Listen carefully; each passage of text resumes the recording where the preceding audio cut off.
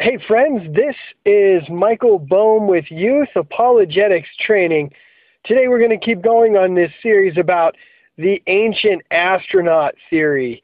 Did aliens create life on Earth?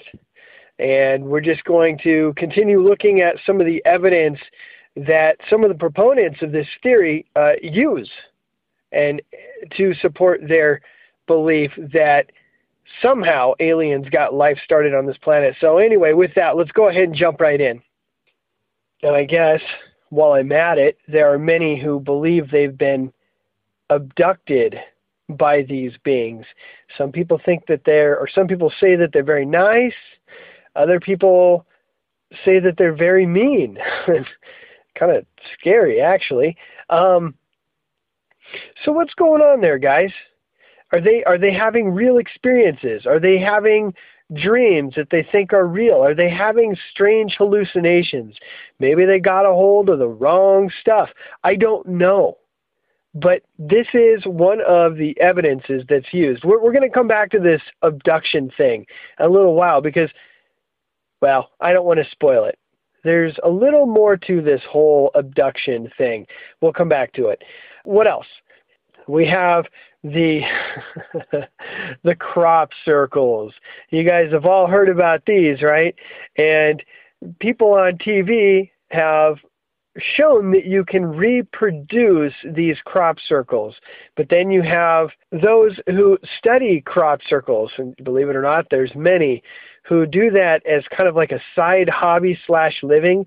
They don't really make any money doing it, but every time there's a crop circle, they manage to scrape enough money up, whether they get a few, donations kicked at them or something. They manage to gather a small team together on a really tight budget and fly over there, wherever the crop circle is, and study it. They measure stuff. They look at, radioactivity. They measure all kinds of strange things. There's a science to this. I don't know if any of it's true. I've never seen a crop circle in my entire life, except for on the cover of a Led Zeppelin album and a few other places on the internet.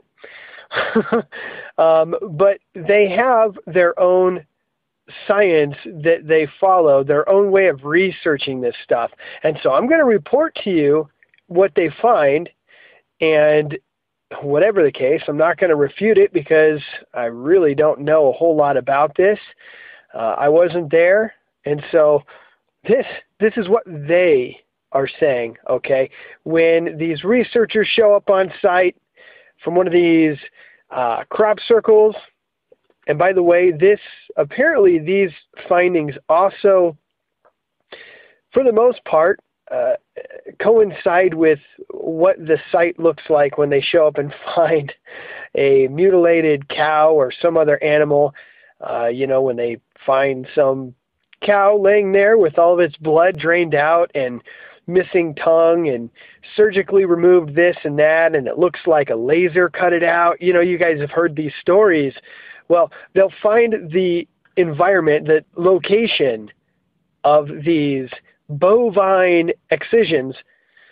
Wow, easy for me to say. They'll find the location matching the traits that they find at these crop circles. So what they'll find there, okay, again, according to them, not according to me. I wasn't there. I don't know.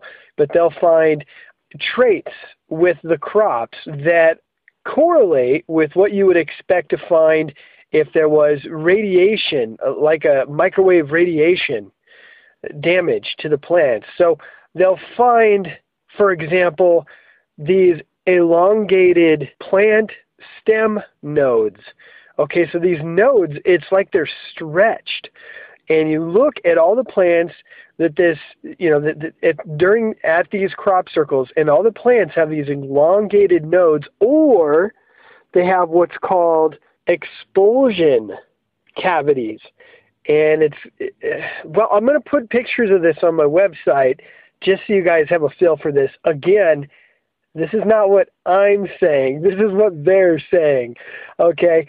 And interestingly enough, they're also claiming that, of course, they're picking up radiation around in these fields, which doesn't really fit, right? I mean, why would you have radiation there in that weird circle? Well, if you go out from the site, the crop circle, if you go out in a straight line anywhere around that site, so linearly, as far as that goes, if you go out in a straight line from the crop circle, the traits that I've already mentioned to you, the expulsion cavities, the elongated nodes, the radiation, and a few other traits I might mention here in a second, the farther you travel outward from the ground zero, if you will, you'll still find those traits, and they'll decrease in a linear fashion the farther out you go.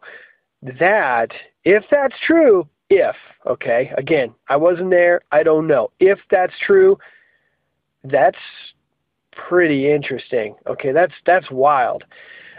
And this is all stuff that, there's all these funny stories on TV, like Mythbusters and stuff. I think Mythbusters did this. I don't know. I don't watch TV, but there's guys running around in fields with boards, and they'll recreate some of these less elaborate crop circles. And, well, again, if what these other researchers are saying, if what they're saying is true, then I don't have a clue how this radiation is showing up. They're also finding silicone crystals all over everything. What's that all about? I don't know.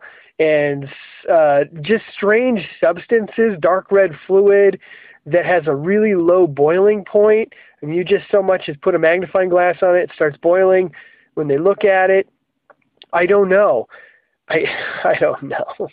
They'll find all kinds of wild, unidentifiable substances coated all over the plants when they show up.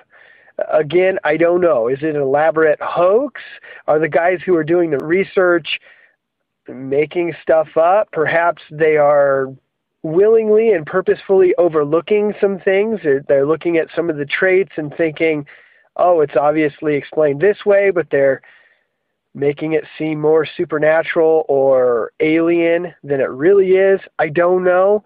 They also find that the surrounding area of a crop circle, the germination rates of the seeds are all screwed up. I think I remember reading they are 35% lower germination rate. That is kind of interesting. And again, this is linear, so the farther out from the ground zero, if you will, that you go, the lower these effects seem to be. That's so weird. So again, I can't explain it, but at the same time, I wasn't there. I didn't do the research. So as far as I know, these people that are writing this stuff on the internet could be lying. Again, I'm just telling you what they are saying. I'm giving you their arguments because I want you to understand that they're building a case. They are building a case for extraterrestrial life.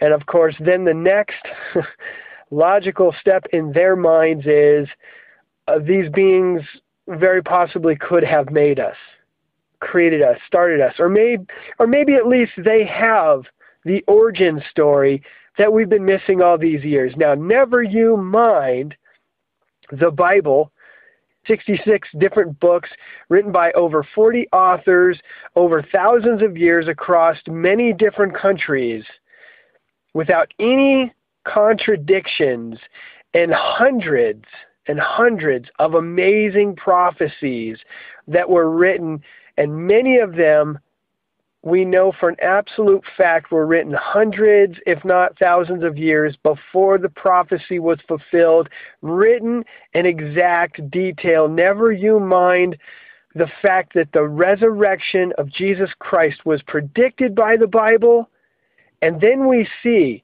the historical reliability of the resurrection of Jesus. If you doubt that at all, check out my series on the resurrection of Jesus.